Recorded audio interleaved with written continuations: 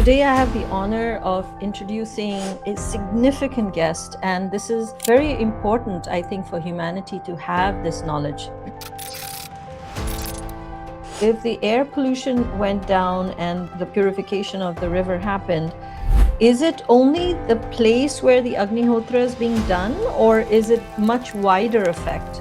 You can, with Agnihotra, purify an area of up to 200 acres. When the water is in metal containers, you're saying that the electromagnetic waves do not go through it, or do go through it? No, they do not go through. With Agnihotra, it happened nearly immediately. Wow. So this is very convincing evidence of the benefits of Agnihotra.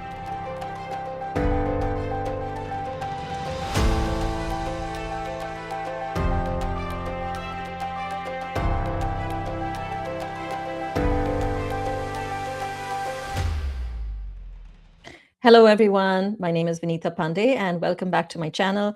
Today, I have the honor of introducing a significant guest, and this is very important, I think, for humanity to have this knowledge.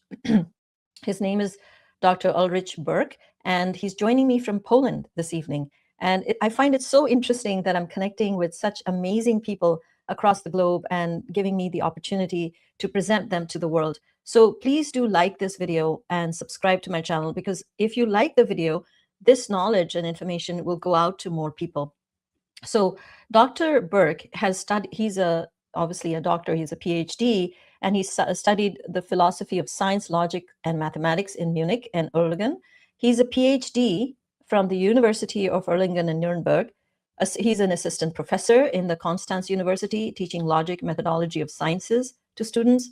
And then since 1980, he's been coordinating research on Homa therapy, in particular the Agnihotra that we'll talk about. And in the beginning, he was doing his research mainly in Eastern European countries. But later, in the last 2 decades, he's been doing his research mainly in India, and he's in cooperation with different universities. He's received many awards, including the Certificate of Excellence from the House of Commons, which is in the British Parliament, and as well as a Lifetime Achievements Award and a Horticulture Leadership Award from the Government of India and other societies and organizations in India. So he's given so many talks. You can listen to some of his talks if you search him on YouTube. Over 250 talks. He's been invited to lectures as keynote speaker at universities and in national and international conferences. And he's published several articles and books on the Agnihotra Homa. So I'd like you to welcome Dr. Berg. Namaste and welcome, Dr. Berg. Oh, 1 second, I'm sorry. Namaste and welcome. Namaste. It's my honor to actually have you on my channel. And I'll also get to know you and know more about the Agnihotra through this conversation. So, my first, what I wanted to know, and what I'm sure the audience wanted to know, is how did you, as a German, I believe that you are, get introduced to Agnihotra, and what made you interested in doing research in Homa therapy? Can you share with us?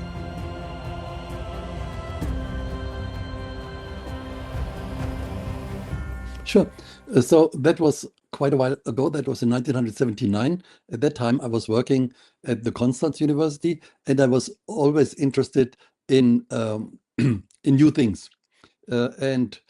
So then, through a common friend, I met people who were practicing Agnihotra in Germany.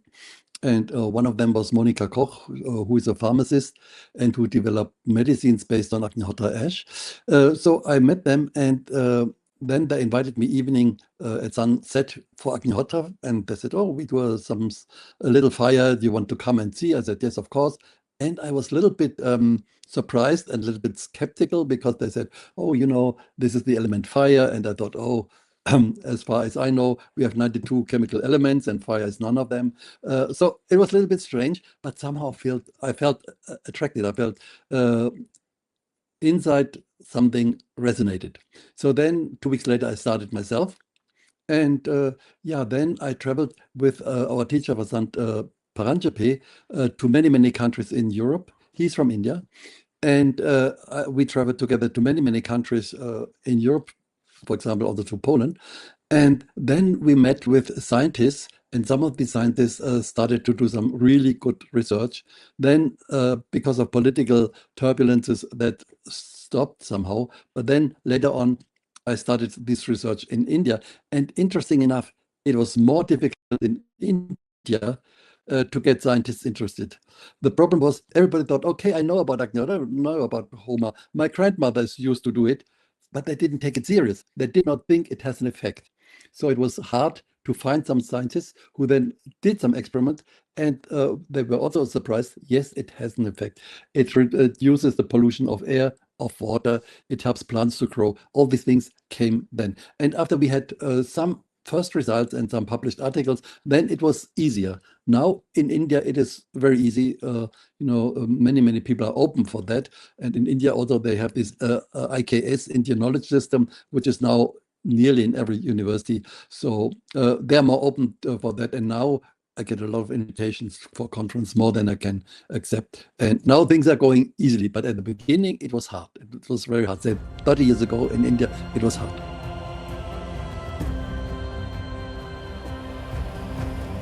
How many people, or what has been the exposure of this in the West, in Europe and America? Because I know there's a center in North Carolina. Of course, you have a center and an eco village in Poland where you are right now. Yeah. And then you mentioned people in Germany. If you'd like to approximate, because your exposure is so much in the Homa, especially the Agnihotra, how much has been the exposure in the West? And do you think it's thousands or 100,000, or how many people really know this or practice this? People who know about Agnihotra, this is tens of thousands in Germany and in surrounding countries, including Poland. People who practice Agnihotra, I would say probably more than 10,000. Globally, outside of India? No, in Europe. In the West. Globally, Oh, in Europe. globally, in US and South America. South America is quite strong. And in South America, especially, they started with Homa farming. They used Agnihotra and some additional methods in farming. They had big problems with some fungus disease, black Sigatoka, and bananas. Bananas, just the plants all died. And with Agnihotra, they came back to life. So then, and that was on big farms, like 200 acres.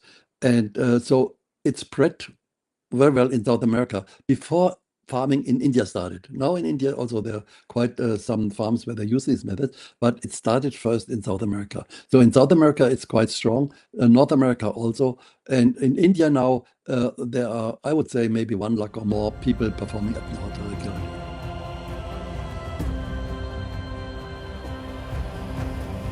In terms of the research that you've done, and we'll present your slides shortly, has there, because I'm in the US and I'm wondering, have there been any research articles or scientific articles or any sort of case studies or things like that done in the US, or has it been more where you were based in Europe or India? So where have these research studies or been done?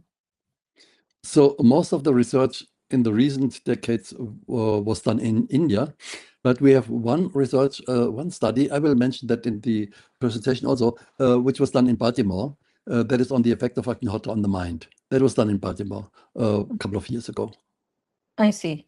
Okay, that's great. And now also some quite comprehensive research is done at, I think in Los Angeles, some university in Los Angeles. But that is not completed yet.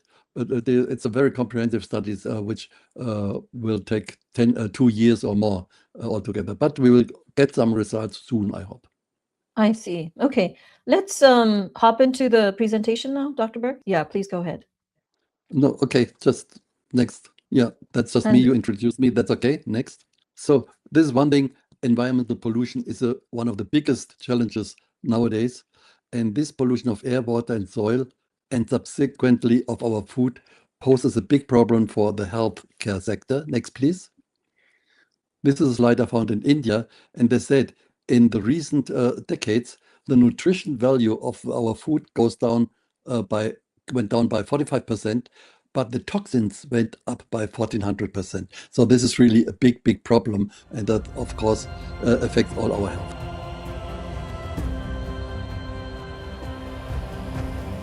One solution is Agnihotra. And I will, in this presentation, concentrate on 4 things. One is the method. What is exactly Agnihotra? Then effects. Then how come the mechanism? How does it work? And then effects on human mind. Okay, next, please. Method. Okay, next. So what we do is Agnihotra is the basic tool of homotherapy, and you perform a small fire in a copper pyramid of fixed size and shape. Yeah, and what you burn is some dried cow dung and some cow's ghee. Of course, everybody who's interested in Ayurveda knows ghee. The thing is, it has to be pure cow's ghee. They made experiments in some university and replaced cow's ghee with buffalo ghee, and it did not work. Actually, it's not good. And some grains of rice. And then we need some mantras, which is exact vibration and exact timing of sunrise, sunset. Next, please. This is an app which we have developed called Agnihotra Buddy, which gives you the exact time of sunrise, sunset for every place where you are. It's available for iPhones and Android phones. Free. It's free app. These are the Agnihotra mantras. And 2 mantras in the morning, 2 mantras in the evening, very simple mantras. In the morning, it's Suryaya Swaha, Suryaya Idam Namama, Prajapataye Swaha, Prajapataye Idam Namama. And after Swaha, you add 1 portion of rice, to which you add a little bit of ghee, to the fire. And so in the evening, it's Agnaye Swaha, Agnaye Idam Namama, Prajapataye Swaha, Prajapataye Idam Namama. Next, please. And the question is, why these mantras and why the exact time? And there's a description in ancient knowledge which says that at the time of sunrise, a flood of energy comes from the sun all the way to the earth. And this flood of energies carries a subtle music. And the quintessential sound of that music is the mantra which we utter at that time. Therefore, we have a kind of resonance effect. And as this flood is there only for a very short time band, it explains why we have to be so exact with the timing. We are exact to the second. And second, it explains why these mantras. If you would, instead of doing these Sanskrit mantras, which are exact vibration, would translate the mantra into English or any other language, you wouldn't have the effect. It's not there. So the vibration is very important. Next, please. And this is, again, how it is done. Next, please. And what happens is, it is said that a channel is created throughout all the atmosphere, and life energy, prana energy, comes through this channel down to the pyramid, and an aura energy field is created around all plants nearby. So the plants get nutrition, they get stronger, disease resistant. And when the flame dies, all this energy comes back and is stored in the Agnihotra ash. This is why we can use the ash for healing, for making medicines, for applying to plants, using it in agriculture, and so on. Next, please. So what are the benefits? Basically, we can say all nature comes back to harmony. So the environment, atmosphere, soil, water resources, all the biodiversity gets restored, food security can be maintained, and human health improves, both physical and mental. Next, please.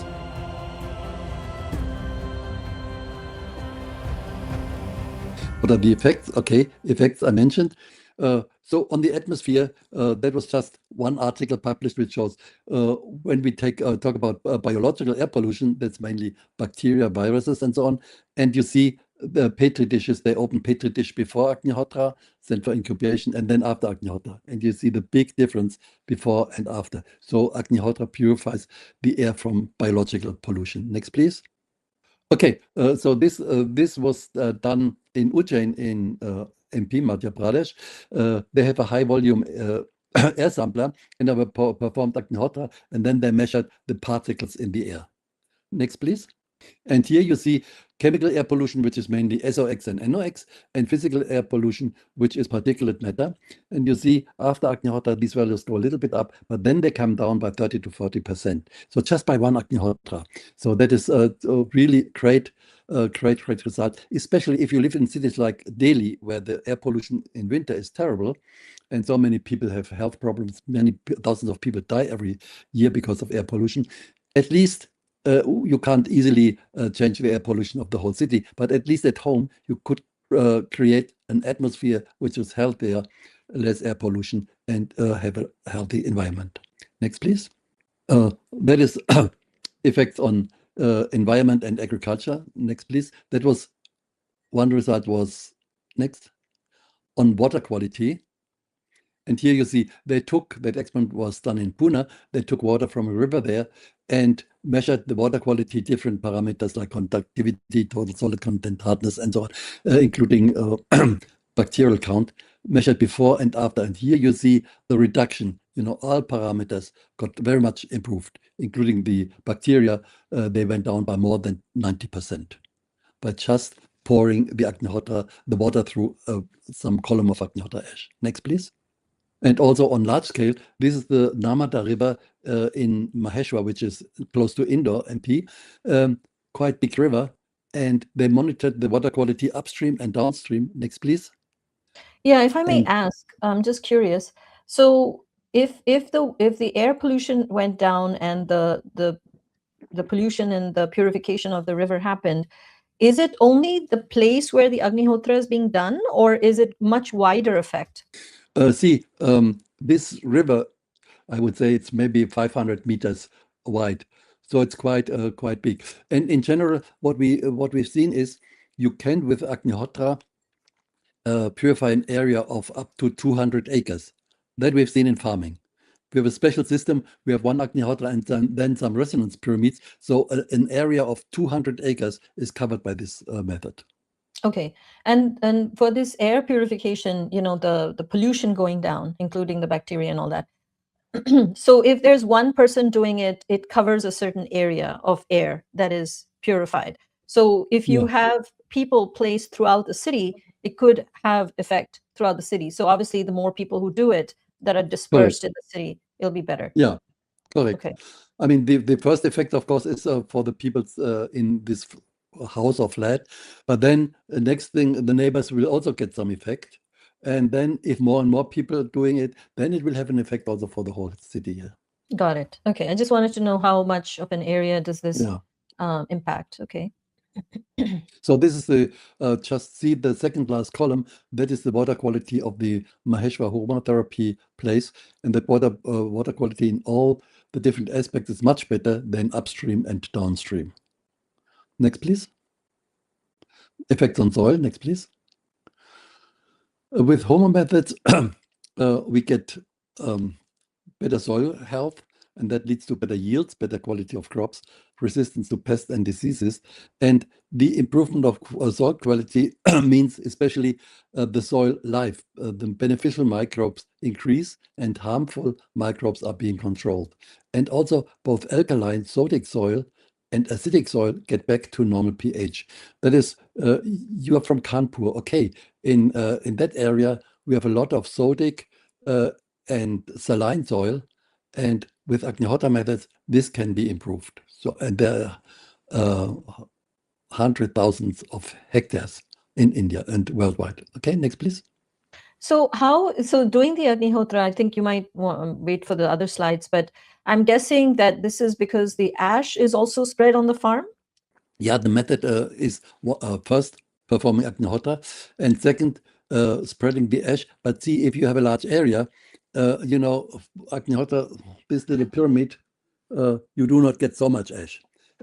So what we advise to farmers is that they give the ash to the irrigation water, and in this way, the effect of Agnihotra will be spread all over the area. Oh, got it. And as you said, one Agnihotra Homa with resonance pyramids would be beneficial for 200 acres approximately. Correct. That is 80 hectares, yeah.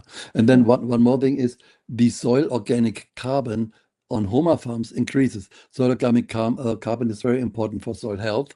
And in India, earlier it was maybe 2%. Then people said, no, it's 1%. Now, recently, they say often it's only 0.5% of soil organic carbon in this. And but that is important for soil health and for the production, but it is also important in relation to climate change, because the soil can capture a lot of carbon. And on our Homa farms, we have, say, 10, 12, 15 or more % of soil organic carbon.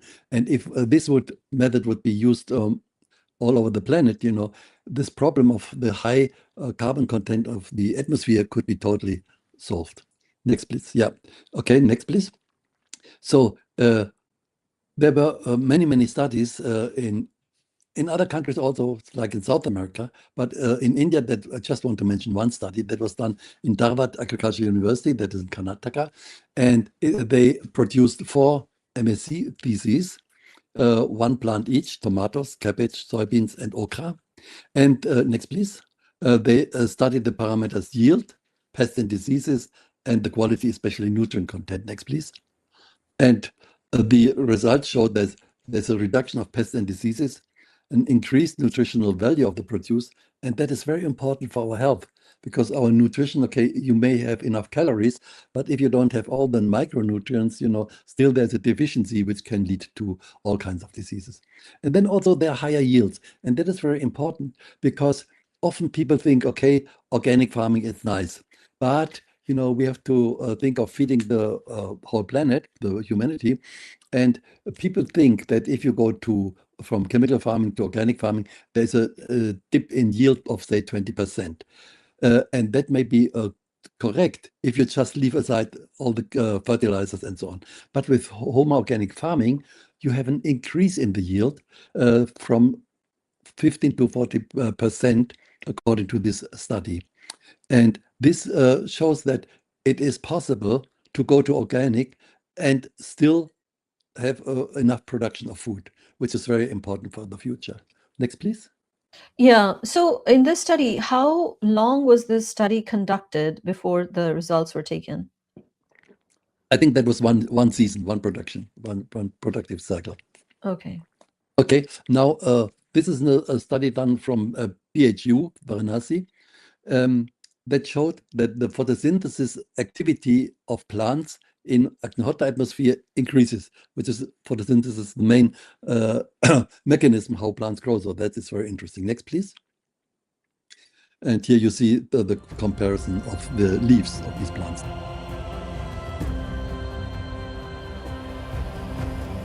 That was a study done recently at the University of Lucknow. They examined the anti-cancer efficacy of leaf extracts from plants cultivated in natural and home environments. Next, please.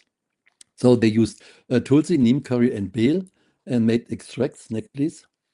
And it was shown that the extracts from plants grown in home atmosphere were much, much more effective than the plants outside. And that is very important because, especially if you think of Ayurveda, a lot of Ayurvedic medicines are made from plants, from herbs. And now, because of the pollution, not only we humans suffer from this pollution, but plants also suffer. And so the medicinal potency of these plants go down, but with Agnihotra, it comes back again. So that is very important, especially if we think of more natural ways of healing, for example, Ayurveda. And that was published recently. Next, please. Effect on body and mind. Next, please. Okay, one thing is when the environmental pollution is one of the big risk factors for getting sick. And if you remove these risk factors by improving the health of the environment, then you are in a better position. But what happens if you get sick? Can Agnihotra and Agnihotra ash also help? Next, please. We have shown there were many studies. One is the virulence of bacteria is reduced. So bacteria are there, but they're not so harmful if you add Agnihotra ash. Next, please. Also, this already I mentioned, microbial contamination of air is reduced. Next, please. And even a multi-drug resistant bacteria can be controlled with Agnihotra ash. That was a study published in a Springer book a couple of years ago. That study was done in Kathmandu, Nepal. Next, please. And then this was one pilot project done in Mysore, Karnataka. There was a group of HIV positive children, 30 children approximately. And the organizer, they invited me to go there and introduce Agnihotra.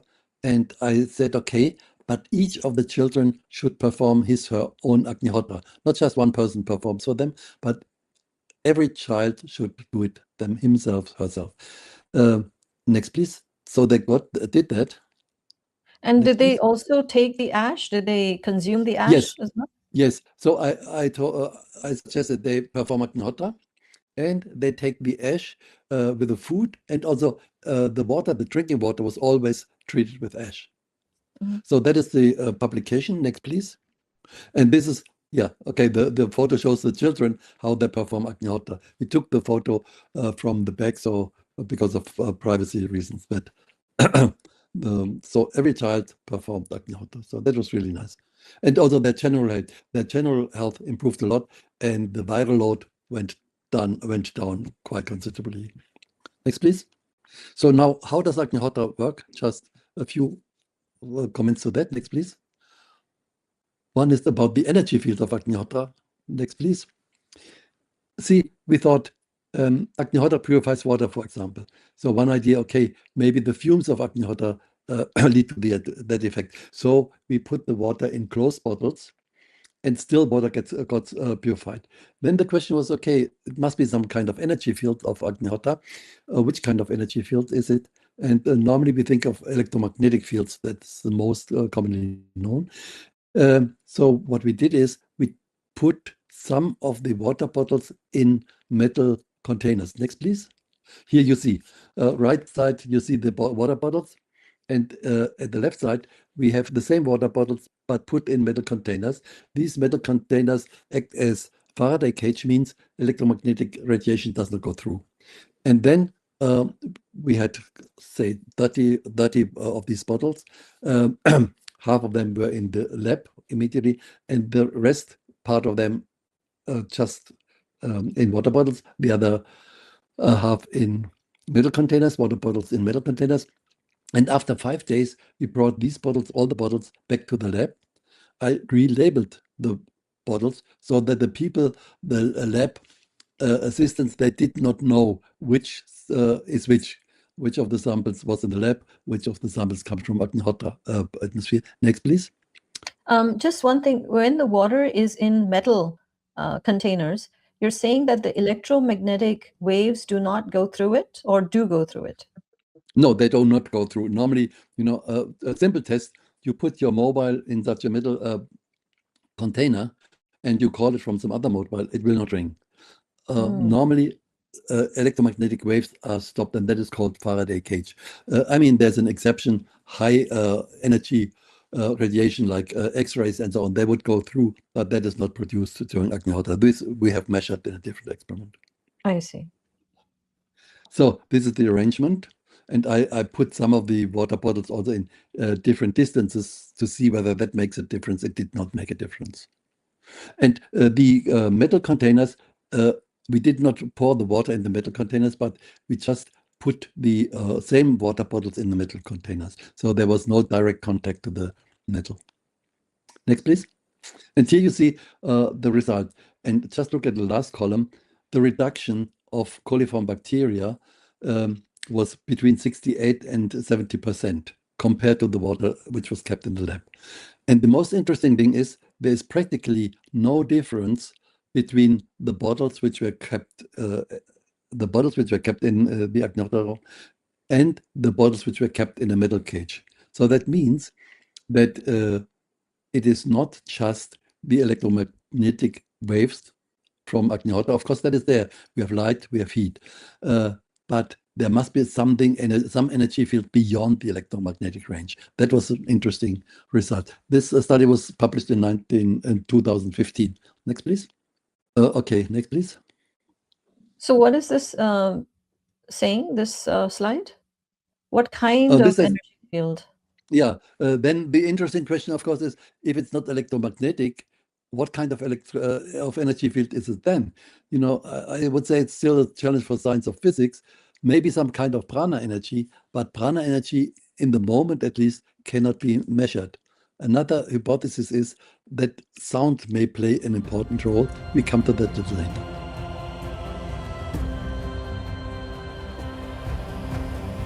So now about sound. Mantras are sound. Next, please. And what we know is that sound has some effect on matter. Next, please. And we know in Agnihotra, we have the sound from the mantras, but also we have the sound which comes from the sun. the subtle energies in the sound. So, and there's an interaction and there's a resonance because the pyramid has 3 steps. So the sound is reflected in these 3 steps. And then it is that a column is of standing wave is above the pyramid. That still has to be verified. Okay, next, please. What did you say about the pyramid has 3 steps? What are the 3 steps? Yeah, if you see the pyramid here. Oh, the steps. Okay. It's 3 steps. And so the sound is reflected by these 3 steps, and this creates some special energy pattern. I see. Okay. Next, please. So this is just a visualization of how sound influences matter. So that is on, there was some plate with some liquid, and the sound came from underneath. And you see which wonderful patterns are created this way. Next, please. That's cymatics, correct? Yeah, cymatics, yes, correct. And here you see the different so frequencies and different patterns. Next, please.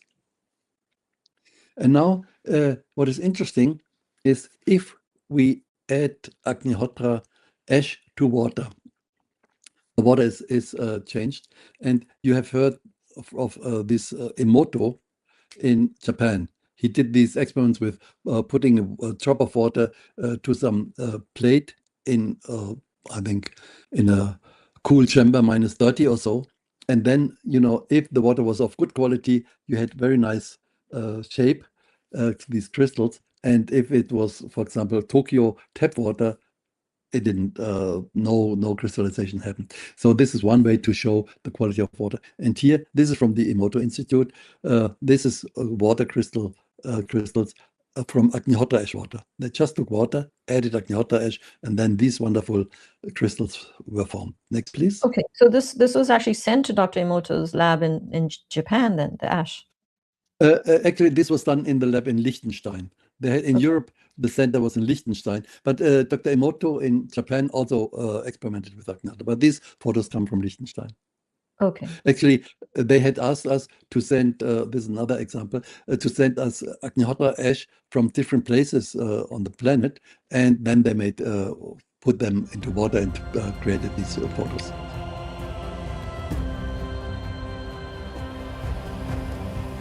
Now the effect on the mind. Next, please.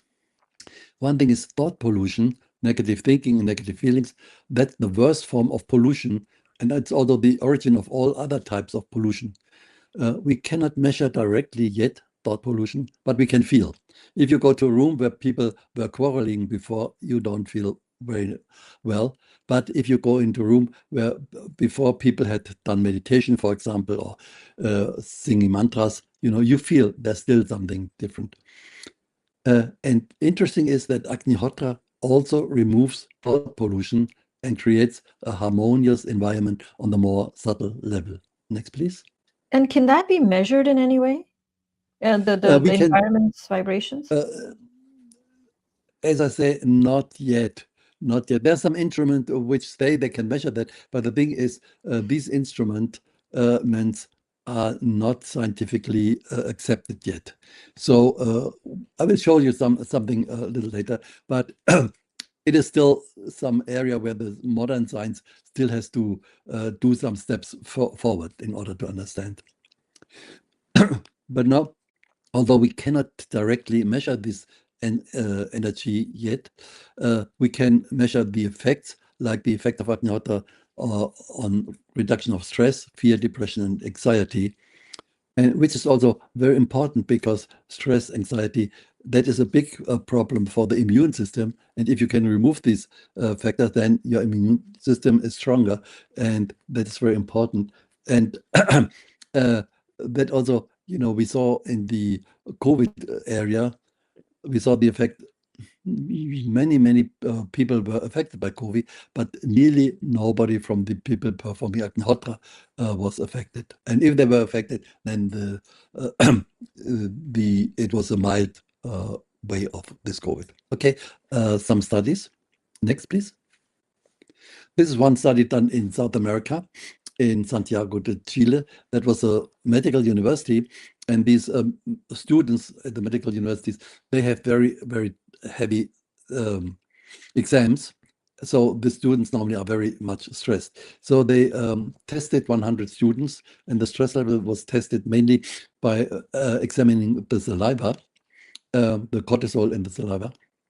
So 100 students were tested, all had a high level of stress. They selected 30 students with the highest level of stress and made two groups, randomly assigned two groups, 15 each.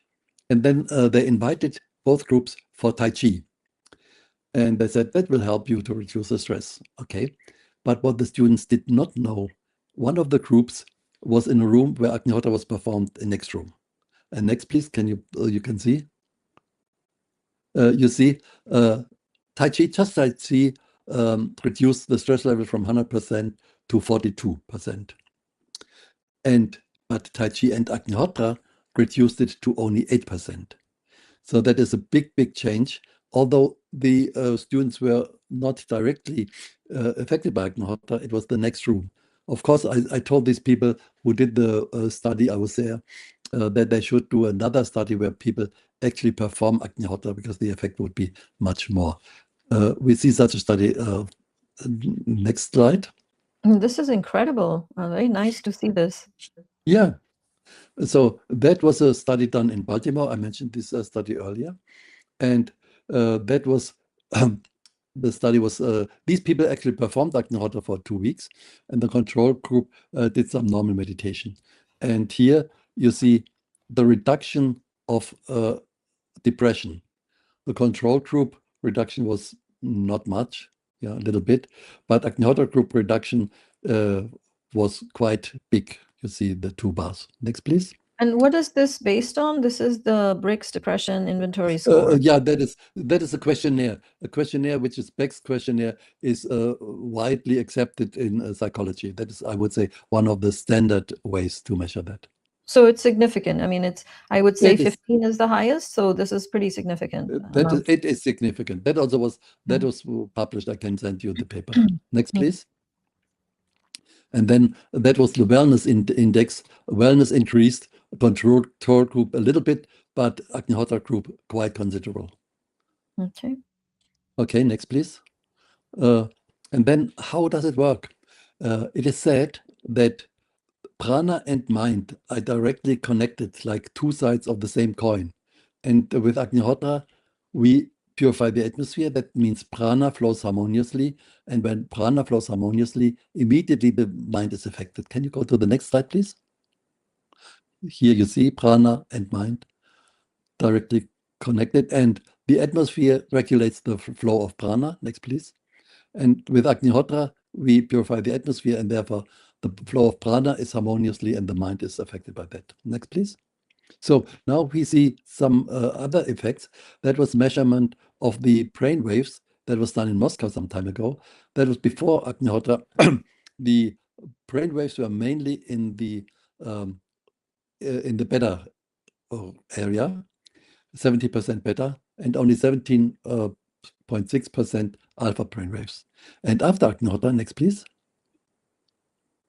it was beta came down from 70 to 23, and alpha went up to 56.8. So a big, big, big change in the brain waves just by performing Agnihotra. So the green is the beta brain waves, and the green is beta. blue is, yeah. Blue is alpha. Blue is and alpha. Yeah. And the orange is what? That is theta waves. Theta. They show metal. Yeah, these are also very, very good. You can go back to the previous slide. That is also very good. Yeah, it is less there, and so here's that is more also beta. This is your your daytime beta thinking, right? Beta brainwaves is higher. Yeah, beta stands for activity and also for stress. And Okay. so if normally most people are at a high stress level, and so Agnihotra brings them down. Okay. Okay. Next slide, please. Then we did one more experiment that shows the chakra visualization of the chakras. That was one person before Agnihotra, and you see the chakras are not very much aligned. Some are very much out of balance. And then that was a person who does not perform Agnihotra. And then after Agnihotra, we measured again. Can you please go to the next Yeah, slide? can you tell us what this is, gas discharge visualization? See, you may have heard of Kirlian photography. Kirlian photography is you put some finger or your hand on some plate, and then some high voltage is introduced, so it shows the energy lines of your of your fingers. And as all our organs are connected to the fingers because the nadis go there to the fingers. You can correlate that to the different organs and also to the chakras. And here the method is a little bit more sophisticated. You put your finger one by one into this instrument, and the energy lines are measured, and then this computer program brings this visualization. Okay. And then next, please. After Agnihotra, you see same lady. Just half an hour after that, her chakras are nearly all aligned. Only the throat chakra is a little bit out of order, but also that is much better than before. So just one Agnihotra has a One big effect. Agnihotra. Yeah, Wow. just one Agnihotra.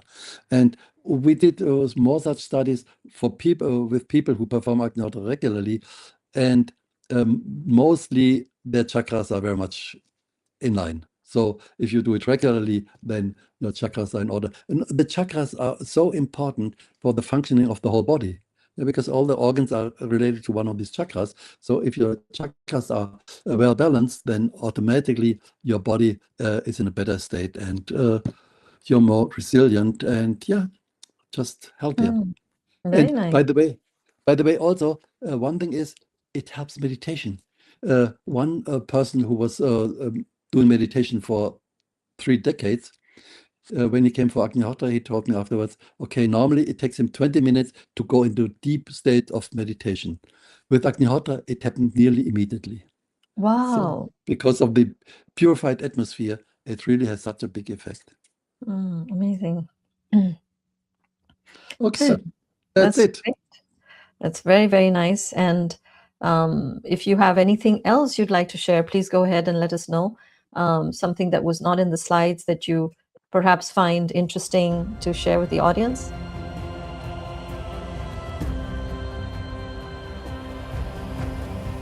Okay, so there are so many things. Maybe what I suggest is in the description of this video, you could add some link for more information, so that people who are interested, they can get some more information. And people in US, there's one center in one main center in US and in Virginia, and in the other centers all over the globe. Europe, of course, one center is in Poland, and Australia, India. So that people can get in touch with the center which is close to them. Okay, so I'll include some links. I'll get some links from you Okay, on great. where they can contact somebody and get on. People, I'm sure after watching this would be very interested in doing the Agnihotra themselves. So I'll put some information, your website, of course, the centers in Virginia and Poland, and maybe something that would help them get started, to start doing Agnihotra themselves. Yeah, one last remark is people should not just believe what I say. The best thing is always trust your own experience. So what we suggest to all people, perform Agnihotra, try it out yourself, perform it for 3 weeks regularly. And then if you feel some change, if you feel some positive effect, okay, go ahead. If you don't feel anything, then okay, maybe it's not for you, then forget about it. But the investment is relatively small. It needs a little bit of discipline, and then you will see yourself. And it's always best to not trust anybody, but to trust your own experience, because we have this knowledge in ourselves. So Dr. Berk, just one last question. If somebody wants to start the Agnihotra, can you give us some tips on where they can start? Is there like your YouTube channel or some instructions and how to get this? So what would you recommend? Yeah, there is some short video on how to prepare Agnihotra, how to perform Agnihotra. And then there are some centers all over the world where people can locally get all the supplies. What they need is the Agnihotra pyramid. In some countries, like in India, there are some copper pyramids which look similar, but they don't have the exact size and shape, so that will not work. So it has to come from some homotherapy center where they have exactly these things. And then, of course, they have to get the cow dung, make sure it's pure cow dung, and same with the ghee, pure cow ghee. I personally do not buy ghee. I buy butter and then prepare the ghee myself. And it should be unsalted butter. That is important. Pure unsalted butter. If organic, it's better. Okay, so what I can do is put the websites of the centers, and I'll get that from you. I believe it's Virginia, Poland, and yeah. Okay. Is this all on your website, or do we need to put down? I will check and send it. I will check that and send it to you. I will send that to you. That information. All right, so we'll put that in the description for everyone. If somebody wants to start Agnihotra, if you read the description of this video, I will add that information there, and I'll get that from Dr. Berk. And then the best thing, like he said, is to contact one of these homotherapy centers in the world. I'm so grateful to you to come on my show and present this to everyone. And it's incredible. I mean, the scientific study that validates the benefits, the changes, it's not just something that we see as theory. And that is something that, the modern mind can connect to, especially mine, because I take a scientific approach. So this is very convincing evidence of the benefits of Agnihotra. And it benefits the individual, it benefits the environment, and of course, the whole world. So I thank you so much, and thanks for coming on. It was really an honor, and we'll be in touch. And thanks for listening to the audience. I'll see you again.